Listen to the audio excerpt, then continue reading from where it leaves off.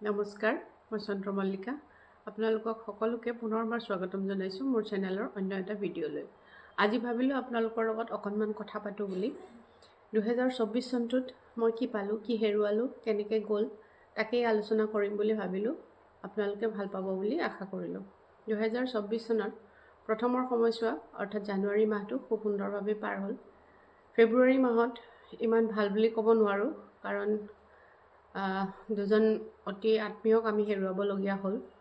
তাৰপিছত লাহে লাহে সময়বিলাক আগবাঢ়িল, সহ্য কৰিলোঁ সেইখিনি, কাৰণ সহ্যটো কৰিবই লাগিব। সুখ দুখ মানুহৰ জীৱনৰ এটা অংগ, এইবিলাক সদায় থাকিবই। ভাল বেয়া সকলোখিনি একচেপ্ট কৰিবই লাগিব, যিহেতু জীৱন হয়, জীৱনত এইখিনি সকলো থাকিবই। তাৰপিছত লাহে লাহে বহাগ বিহু পাৰ হ'ল। আমাৰ ইমান ভালকৈ উদযাপন কৰা নহ'ল, যিহেতু আমি সকলো বিশেষ মই ইয়াত অকলে থাকোঁ আৰু হাজবেণ্ড বেলেগ ঠাইত থাকে। মই ল'ৰা ছোৱালীকেইটালৈয়ে ইয়াত থাকোঁ অকলে। তাৰপিছত মে' মাহত আন এগৰাকী আত্মীয়ক মই হেৰুৱাবলগীয়া হ'ল। তেখেত আছিলে মোৰ জেঠাইদেউ, সৰুৰ পৰা বৰ মৰম কৰিছিলে মোক। তেখেতৰ কথা মই পাহৰিব কেতিয়াও নোৱাৰোঁ।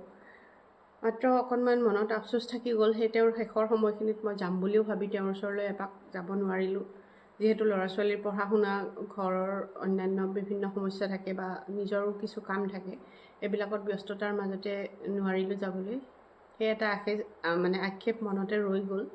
যি নহওক, তেনেদৰে আকৌ সময়বিলাক পাৰ হ'ল। ল'ৰা ছোৱালী স্কুল, পঢ়া শুনা, ঘৰুৱা কাম বনৰ মাজতে সময়বোৰ আগবাঢ়ি গৈ আছিলে। লাহে লাহে জুন মাহ হ'ল। জুনত অকণমান ভাল সময় আহিলে মোৰ জীৱনত, কাৰণ জুন মাহত মই শিকিবলৈ পাৰিলোঁ এক্সেছ কনচিয়াছনেছ বাৰ্ছ মই শিকিব পাৰিলোঁ। জুন মাহত যেতিয়া মই এক্সেছ বাৰ প্ৰেক্টিচনাৰ হ'লোঁ, মোৰ নিজৰ এটা নতুন পৰিচয় মই গঢ়ি তুলিবলৈ সক্ষম হ'লোঁ।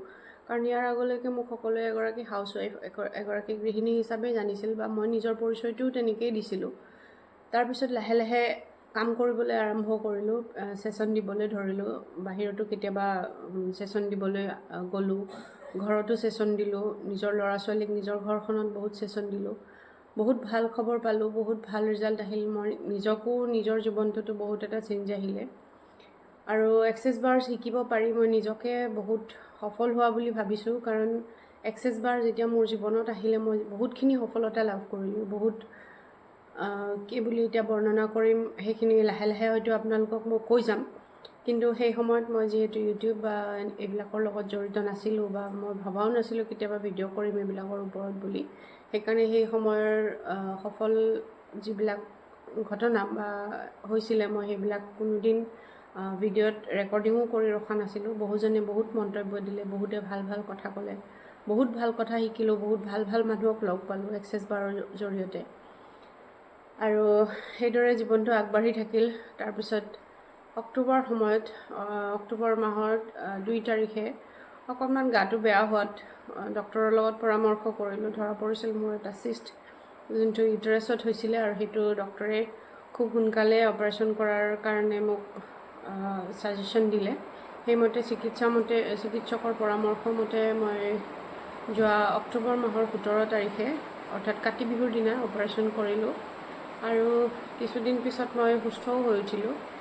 কিন্তু হঠাৎ 2024 চনৰে নৱেম্বৰ মাহৰ হয়তো 3 তাৰিখমান আছিলে, সেইদিনাখন কিবা এটা ইনফেকশ্যন হোৱাৰ বাবে আকৌ মই খুব চিৰিয়াছ এটা অৱস্থাত হস্পিটেলাইজ হ'ব লগা হ'ল।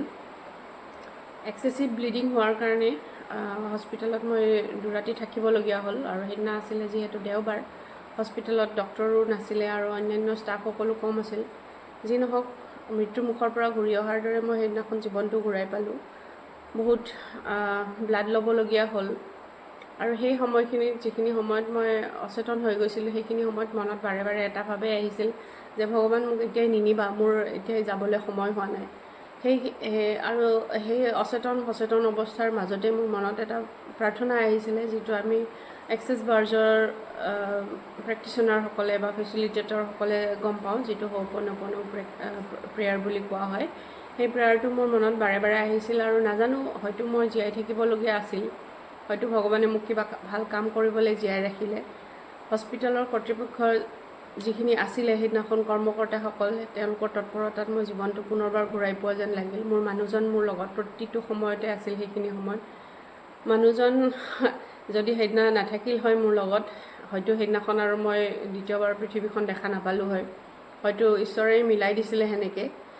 তো সেনেকৈ সময়খিনি আগবাঢ়িলে। তাৰপিছত হস্পিটেলৰ পৰা আহিলোঁ আৰু এইখিনিতে বাৰু হস্পিটেলৰ প্ৰতীক্ষা হস্পিটেলৰ যিমান কেইজন কৰ্মকৰ্তা আছে তেওঁলোককে মই ভিডিঅ'টোৰ মাধ্যমেদি ধন্যবাদ দিব বিচাৰিছোঁ, যিহেতু তেওঁলোকৰ তৎপৰতা নহ'লে হয়তো আজি মই এনেদৰে আপোনালোকৰ আগত কথা ক'বলৈও হয়তো নাথাকিলোঁ হয়।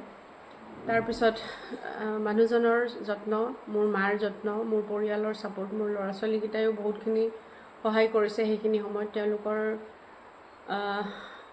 সহযোগিতাত মই পুনৰ স্বাস্থ্যৱান হৈ উঠিলোঁ। 2 মাহ 2.5 মাহমান গেপ হৈ গ'ল মাজতে, মই সেইখিনি সময়ত ছেশ্যন দিব নোৱাৰিলোঁ, ক'তো যোৱাও নহ'ল। তাৰপিছত লাহে লাহে ভাল হ'লোঁ আৰু ডিচেম্বৰৰ আৰম্ভণিৰ পৰা মই আকৌ ছেশ্যন দিবলৈ আৰম্ভ কৰিলোঁ। যিহেতু মই এগৰাকী এক্সেছ বাৰ প্ৰেক্টিশ্যনাৰ, মই সদায় মানুহৰ ভালৰ কাৰণে কাম কৰি যাম বুলি নিজকে প্ৰতিশ্ৰুতি দিছিলোঁ আৰু সেইমতে কাম কৰি যাব বিচাৰিছিলোঁ। সেইদৰে মই কাম কৰিও আছোঁ বৰ্তমানো।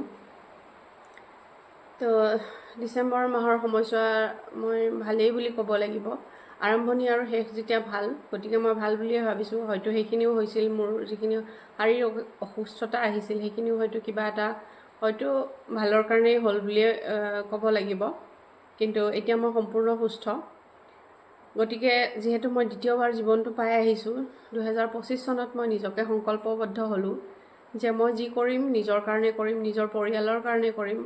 আগতে বহুত পিছ পৰি ৰ'লোঁ, আজি কালি কৰি থাকোঁতে বহুত দিন পলম হৈ গ'ল। কিন্তু এতিয়া মই নিজে সংকল্পবদ্ধ হৈছোঁ যে নিজৰ পৰিয়ালৰ ভালৰ কাৰণে কৰিম, নিজৰ ভালৰ কাৰণে কৰিম আৰু পাৰিলে দুজন এজন সমাজৰ ভালৰ কাৰণেও কৰি যাম। নিজেই সংকল্প ল'লোঁ আৰু সেইকাৰণেই মই ভিডিঅ'বিলাক প্ৰস্তুত কৰিবলৈ চেষ্টা কৰিছোঁ। ইয়াৰ পৰা যদি আন 2জন মানুহৰো সহায় হয় বা কাৰোবাৰ সহায় হয়, সেইখিনি হ'লে মই নথৈ আনন্দিত হ'ম। এইখিনিকে ক'লোঁ আজিৰ ভিডিঅ'টোত। আপোনালোকে কেনেকুৱা পালে জনাব।